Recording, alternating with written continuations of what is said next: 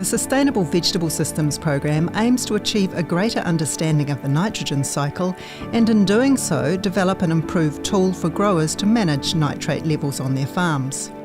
Soil testing makes up a large part of SVS, with 4 years of sampling at both plant and food research sites, as well as 9 regional grower farms in the main producing regions of New Zealand. We chose to get involved in the project because we felt there needed to be more science-based information on what's actually happening in the fields, especially in regards to the nitrate leaching. We've chosen paddocks that have a representative rotation of the area, and we do monthly samples. The idea is that we're getting a continuous measure of the amount of nitrate in the soil even when the crop is not actually growing. We're monitoring nitrate concentrations at 4 different depths in the soil: 0 to 15 centimetres, 15 to 30 centimetres, 30 to 60 centimetres and 60 to 90 centimetres. We're going down and doing the deeper depths so that we can tell the nitrate that's left the rooting zone. And the rooting zone is generally considered only down to about 30 centimetres.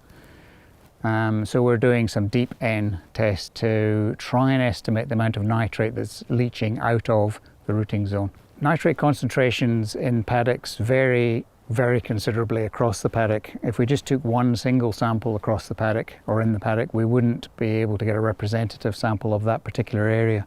So what we've chosen is a transect across the paddock to try and get an estimate of the average nitrate concentration within the soil. We bag our soil samples up and put them in an ice box to try and maintain the nitrate concentration. If you allow them to heat up, the nitrate will dissipate.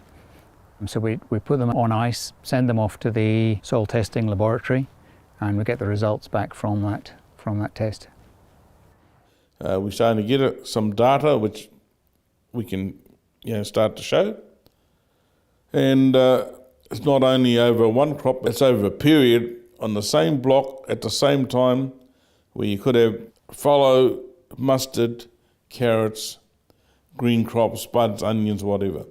So showing you a history of 4 or 5 years of different crops of what's actually happening in your soil. And to what I've seen to date, we're not too bad. The results give scientists and farmers alike reliable data as to what's occurring in the paddock. And what you'll find with SVS is while we will determine what the nitrogen level is in the soil, we'll model that from crop uptake and all the inputs. What's happening in the paddock here and now can be determined by a test, and that can't be argued about. If I've done a soil test and it's above what I anticipated it would be, I might then go, okay, well, I'm not going to stick on that final side dressing of nitrogen. I'm going to save myself 50 units of nitrogen, let's say. And I can do that with complete confidence because I've got a test that shows me that's what I've been able to do. And sitting in my mind, that beats a leaching model, which is what we've been doing for the last 20 years. There's no confidence in that. Let's do a test, model what we anticipate it should be. It's different from that test. The ground truth shows it's different, then I'm justified.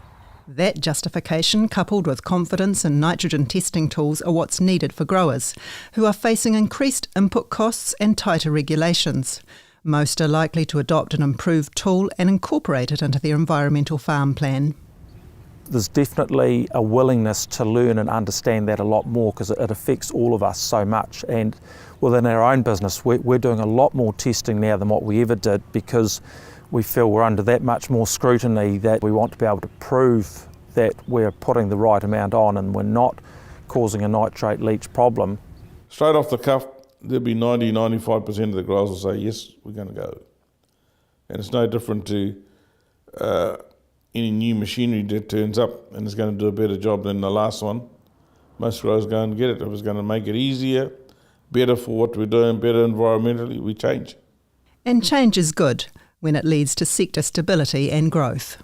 We're hoping that with technology coming on and maybe more research and development from maybe even government departments, along with our local industry arms of our industry, maybe if we work together, we can achieve those improvements and new developments and technologies that will help us achieve our goals. As a grower, it's really exciting to see the new tools and projects that are happening. We're really keen to get alongside that and learn as much as we can to improve how we grow, and we're excited about the future.